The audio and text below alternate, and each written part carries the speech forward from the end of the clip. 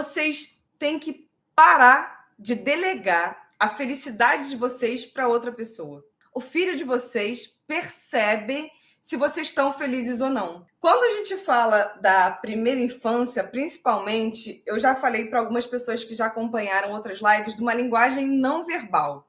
Então, ele consegue ler fisionomia, ele consegue captar os hormônios que a gente está liberando e ele consegue perceber que você não está bem. Então, até pelo seu filho, você tem que buscar estar bem, estar feliz. Vocês já devem ter ouvido aqui, em outro lugar, a história da máscara de oxigênio.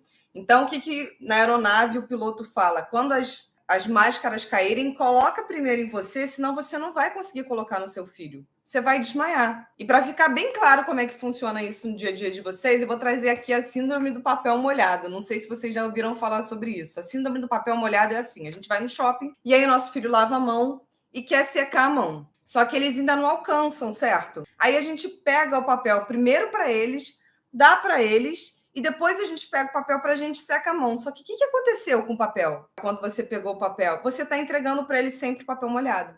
Então, ele só vai conseguir receber o papel seco quando você primeiro pegar o papel para você, secar a sua mão e depois oferecer para ele. Conseguiram entender a importância de se cuidar? Quando a gente tem filho pequeno, eu sei, é muito difícil, tem muita coisa para fazer, mas é muito importante se priorizar até pela sua família e pela sua criança. Quando você tira 20 minutos por dia para fazer uma atividade física, você libera serotonina, você libera endorfina, e o seu filho está sentindo isso, o seu marido está sentindo isso, por mais que você ache que não, o seu humor está mudando, a sua fisionomia está mudando. Então, a primeira coisa aqui, eu quero desafiar vocês a tirar 20 minutos do dia para fazer alguma coisa para vocês. Pode ser uma aula de música, pode ser uma dança, pode ser ficar no quarto sozinho e dormir. De preferência, 20 minutos de atividade física, porque para o seu corpo produzir os hormônios certos, você precisa fazer 20 minutos de atividade física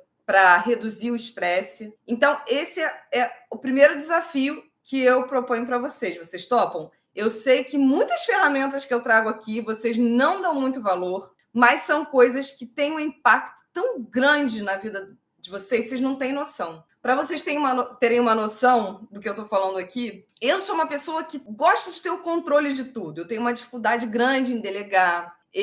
Quando os meus filhos nasceram, por mais que eu tivesse suporte, alguns dias eu até tinha babá, mas eu não deixava nem a babá arrumar a mochila deles. Eu queria fazer tudo, tirar o lixo. E aí, o que acontecia? Eu estava sempre estressada. O meu primeiro filho ele tinha uma dificuldade imensa de pegar no sono, porque eu liberava cortisol o tempo inteiro. E o bebê, ele depende da mãe, nessa primeira infância, a criança também, até os 5 anos, para se autorregular. Quando a gente fala do cérebro infantil, a gente fala de um cérebro em desenvolvimento, que ainda não controla muito bem as suas atitudes. Então, ele vai buscar em quem?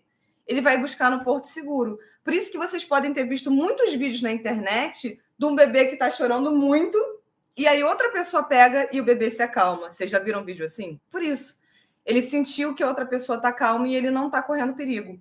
Ou vídeos que o bebê está se esgoelando, deitado no berço, a mãe chega do lado, só começa a respirar, ela está calma, e aí a criança se acalma também. Então, quando a gente fala de curso de sono, curso de alimentação, a primeira coisa que tinha que ter na cara do curso ali é: mãe, se cuide, esteja bem, para naquele momento você tá ali relaxada, curtindo com seu filho. O seu filho vai detestar a hora de dormir se você estiver extremamente tensa para botar ele para dormir. Seu filho não vai gostar da hora da refeição, não vai ter uma boa relação com os alimentos se você estiver ali em cima dele contando colherada. E para você não estar nesse ritmo, se cobrando, você precisa estar bem, né? Então, o primeiro eu tenho combinado com vocês, a gente vai se priorizar, tirar 20 minutos pelo menos do dia para fazer alguma coisa para a gente, combinado? A segunda coisa que eu queria conversar com vocês é da gente parar de ser super mulher. Super mulher só na história em quadrinho, só a mulher gata. A gente não é super mulher. Quando a gente tenta ser super mulher, o que acontece? A gente não deixa ninguém ajudar a gente. Às vezes a nossa mãe está até lá em casa. A gente podia driblar o palpite dela e levar a situação ali bem e deixar ela ajudar a gente, para a gente tomar um banho com mais calma. Mas a gente quer ser super mulher, falar para os outros que dá conta de tudo. Deixa eu contar um segredo para vocês: ninguém dá conta de tudo. Hoje em dia, a nossa vida é extremamente atribulada.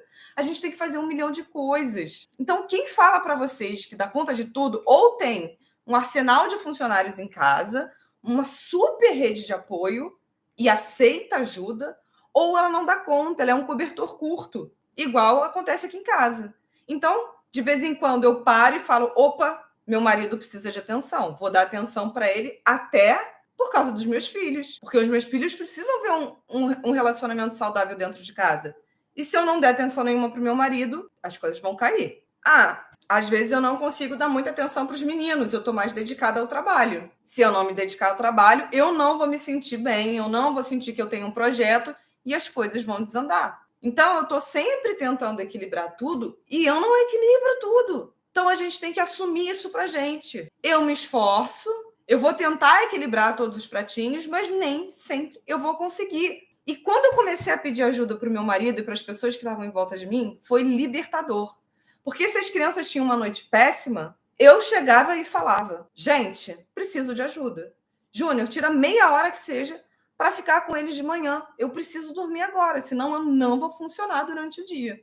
E olha que curioso, o meu marido hoje, ele fala para mim: você já foi na academia? Eu fico com as crianças, vai na academia. Porque ele sabe que quando eu não vou na academia, ou quando eu não tiro esse meia horinha de 1 horinha, eu gosto de tirar sempre 1 horinha de manhã de sono, quando eu acordo muitas vezes à noite.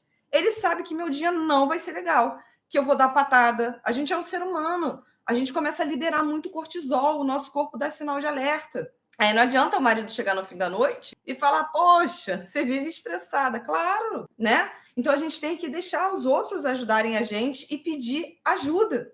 Tá tudo bem pedir ajuda. E aí, quando a gente faz isso, a gente ensina isso para os nossos filhos. O seu bebezinho de 1 ano, ele já está captando tudo. A sua criança de 2 anos, ela já repete os seus comportamentos o tempo todo. Então, quando ela te vê admitindo que não dá conta de tudo e está tudo bem, ela não vai crescer aquela criança extremamente estressada, que quando tira 7 na prova quer morrer, porque acha que tem que dar conta de tudo. Tem um monte de criança que está crescendo assim hoje em dia, se sentindo extremamente pressionada. A sua casa, ela precisa ser um jardim em que as borboletas querem ir e voltar. O seu filho, quando crescer, tem que se sentir aconchegado na sua casa. E ele vai se sentir se tiver leveza na sua casa. Que ele souber que a mãe, que é humana igual a ele, que chora igual a ele, sente dor igual a ele, perde a paciência igual a ele. E que, no fim, todo mundo se reconcilia depois, como uma equipe.